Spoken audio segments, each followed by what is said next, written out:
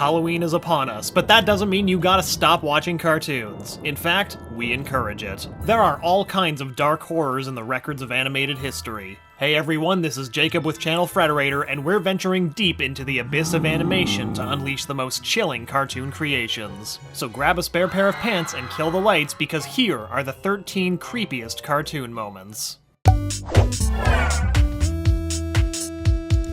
Face freeze from SpongeBob SquarePants. Despite its bubbly nature, SpongeBob SquarePants happens to be notorious for the unnerving, too detailed close-ups of its characters' faces. So naturally, the Season 8 writers sadistically dedicated an entire episode to the characters making vile, dysmorphic facial expressions. In Face Freeze, SpongeBob and Patrick attempt to outdo each other's hideous faces despite Mr. Krabs' warning that their faces will end up stuck that way. What ensues is a face-off that ranges from purely gross to Lovecraftian nightmare fuel. Even worse though is Mr. Krabs' veined, fanged face freeze from later on in the episode, which ironically gets stuck that way. You may have to put on a brave face for this episode, just make sure it doesn't freeze. Evil Danny, Danny Phantom. For a show about ghosts, Danny Phantom has shockingly few moments that are genuinely creepy. No one is quivering in their tight silver boosts over the box ghost. Sorry, there's just not much there to beware. The exception though is the ultimate enemy. In addition to being the darkest Danny episode, it also contains the most disturbing moment of the otherwise Butch Hartman-hearted show. In the scene, a weathered and weary Vlad Plasmius from the future is explaining to Danny how his future self becomes evil. In summation, all of Danny's friends and family were killed in a fiery explosion, leaving him alone and broken inside. In his desperation, Danny turned to Vlad to split his human and ghost halves, hoping to rid himself of his emotions. Turns out his ghost half does still have an emotion.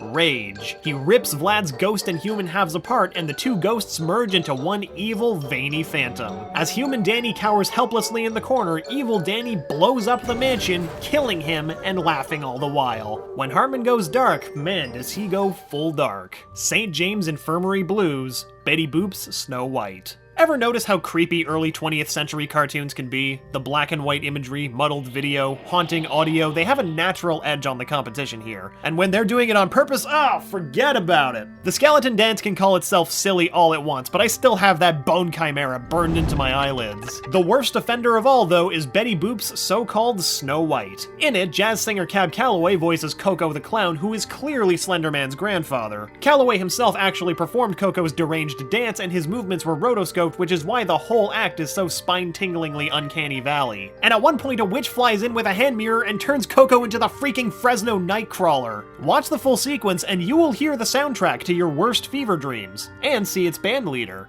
Look down from the bridge, Rick and Morty. Stephen King once said that true terror is coming home to find all of your possessions are gone and have been replaced with exact replicas. Now imagine that existential dread, but it's not just your silverware and your pop vinyls and stuff. It's everything and everyone and the entire universe you live in. That's the terror behind Rick and Morty's Rick Potion number 9. To start, Morty applying an alien love gel to Jessica to chemically manipulate her into mating with him is very creepy on its own. And Rick transforming Jessica and the rest of the non-Smith population into praying mantis hybrids and then into Cronenberg mutants is right up there too. But Stephen King's true terror is the ending. Rick and Morty retreat to an alternate universe where alternate Rick has solved the chaotic mess, but a miscalculation by alternate Rick leads to a very graphic demise to him and his Morty immediately after. Our Morty, in the midst of an existential crisis, has to bury his own body and then slip into his place, forever inhabiting this identical yet substituted world. Horrifying. Frybo, Steven Universe. Fast food is always trying to kill you, but never quite as literally as when a sentient mascot costume is force-feeding you french fries. In the Steven Universe episode Frybo, Steven and Petey Fryman bring the Fryman family icon to life using a gem shard, and it's not too grateful about it. Frybo becomes a grease-fried Medusa, strangling innocents with its veiny shoestring tentacles. Why does everything have to turn weird and veiny when it becomes evil? Anyway, leave it to Pearl to step in to try to save the day. She spears the fast food fiend, who then gushes ketchup all over her. When Frybo pulls itself back up from the attack, it looks like a bloodied, grinning Gorgon. To answer an age-old question, no. No, I would not like fries with that. Dark Harvest, Invader Zim. Near the beginning of Invader Zim's Dark Harvest, Miss Bitters is teaching a lesson about Ring Around the Rosie. It's a chilling analogy for the plotline to come. The nursery rhyme, while innocently sung by toddlers everywhere, is actually about the bubonic plague. It's a biological calamity veiled in a children's song, not unlike Invader Zim. All episode long, we see green-tinged kids doubling over with internal pain as Zim repos their organs and replaces them with common objects, as well as some uncommon objects. Then, Dib finds him, an agglomeration of pulsating, visceral, the hideous blob of stolen organs himself. A foul new bubonic plague of a boy. Shortly thereafter, Zim throws up an intestine, and so did I after watching it.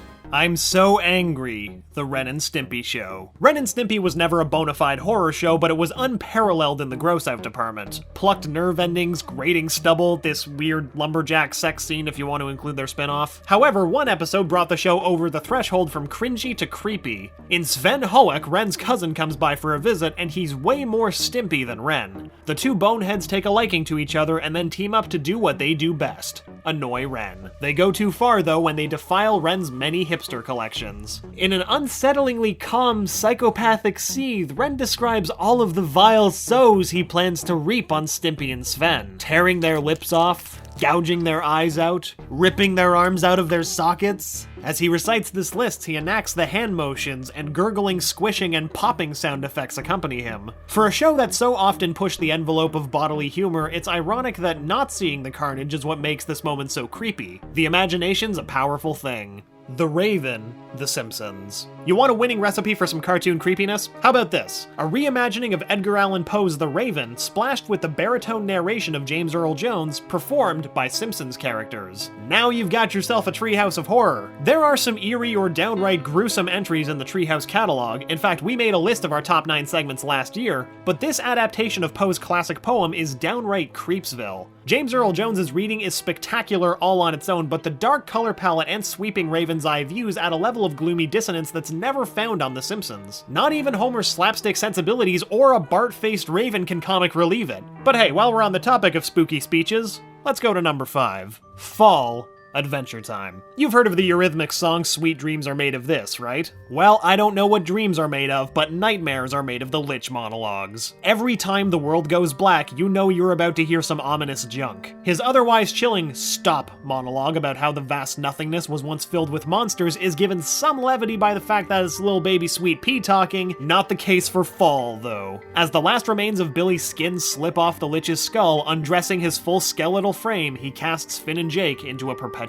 darkness. He approaches the boy, describing his plans to travel the world and the 7 seas with an army of primordial monstrosities, an excursion which would end in the deaths of billions. As the Lich reaches out to Finn, intentions unknown, Finn globs him with some guardian blood, causing strings of muscle to coil up around his bone. Even though this is how Finn saves the day, it's a creepy, veiny cherry on top of the skeleton sundae. Not the ideal salvation, but who am I to disagree? Shuffle the functions of every hole in your face, Gravity Falls. Picking the creepiest moment from Gravity Falls is like trying to find hay in a haystack. Meaning Gravity Falls is dang creepy, y'all! And the biggest perpetrator of all things dang creepy is none other than Bill Cipher. Listen, just moments after Gideon first summoned him, Bill ripped the teeth out of a nearby deer and gave them to Gideon as a gift. It's all gonna be downhill from there. And don't even get me started on the head that's always screaming. That said, the most viscerally disturbing of all of Bill's tricks is when he shuffles the function of every orifice on Preston Northwest's face. Preston collapses to the ground, grasping helplessly for his family, screaming from...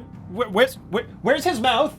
Where is his mouth? Which woeful orifice was regifted the profane task of mouthdom? Not even the suave cadence of Nathan Fillion's dreamy voice can save this unholy moment from the pantheon of childhood horror. This is body horror the likes of which would terrify John Carpenter's The Thing itself. The ringing of the bell over the garden wall. Kids love to bite. Incidentally, maidens possessed by wicked spirits also like to bite. So if you put the two together, then you're just asking for some teeth marks. Just ask Wirt from over the garden wall. He should have known something was off with Lorna when their adorable meet cute happened in a decrepit old shack in a provenly hellish lost woods. This is definitely not a When Harry Met Sally moment. At first, it seems that Lorna is under the control of the wide-eyed witch, Auntie Whispers, so Wirt volunteers to help her finish her chores so that they can escape. Cue a sweet little cleaning montage complete with bashfully stolen glances. It's only when Wirt, Greg, and Lorna hold up in a dark closet that Lorna reveals her true form, a skull-faced, jagged-toothed eldritch abomination. So be careful out there, kids, because you never know if your crush is actually a flesh-eating ghoul.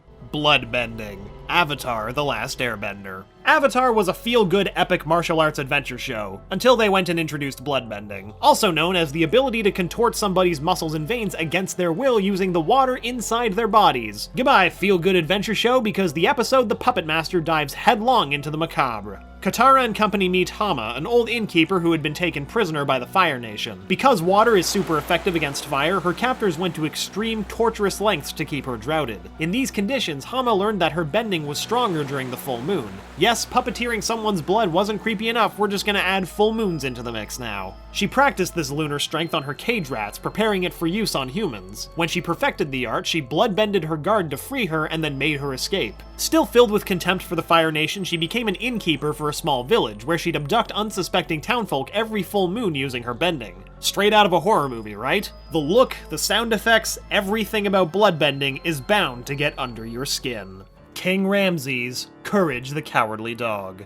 This wacky waving inflatable arm flailing monster needs no introduction because he's been inhabiting your most horrid nightmares for the past 17 years. But just in case your virgin soul has yet to be tainted by the man in gauze, allow us to introduce King Ramses from Courage the Cowardly Dog. On a show filled with disembodied ghost heads and claymation banshees, this slab-seeking pharaoh steals the creepy crown. The very first moment that he condemns our mortal realm with his presence, he summons a swarm of locusts to devour the thieving feline partners alive. From there, all he had to do to burn himself into our psyches is stand outside the farmhouse, waving and droning on about his slab. So the next time your dog comes home with an ancient Egyptian tablet in his mouth, do yourself a favor and return the slab.